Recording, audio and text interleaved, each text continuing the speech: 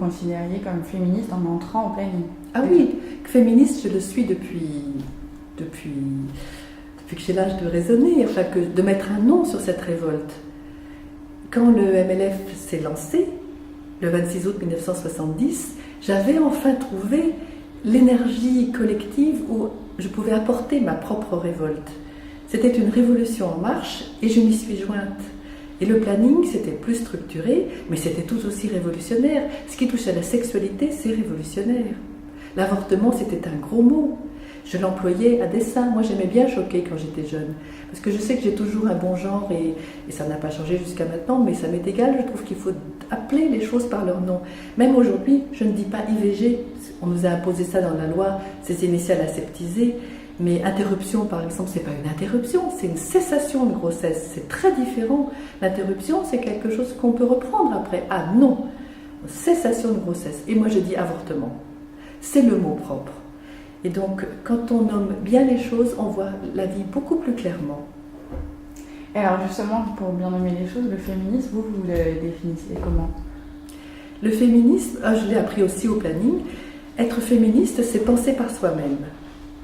C'est plus général que les droits des femmes, parce qu'en général, on limite le féminisme aux revendications catégorielles, certes de la moitié de la population, mais aux revendications des femmes pour leurs droits. Pour moi, le féminisme, c'est beaucoup plus large. C'est un parcours individuel, c'est-à-dire dégage-toi de toutes les contraintes, pense par toi-même, décide de ta propre vie.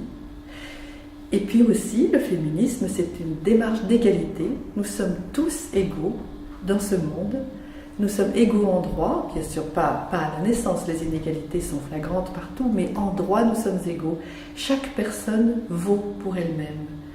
On nous a appris ça au planning, on nous a appris la douleur, la souffrance, la façon d'exprimer ça pour en faire une force aussi. Le féminisme, c'est travailler sur des violences constamment, et ça c'est épuisant.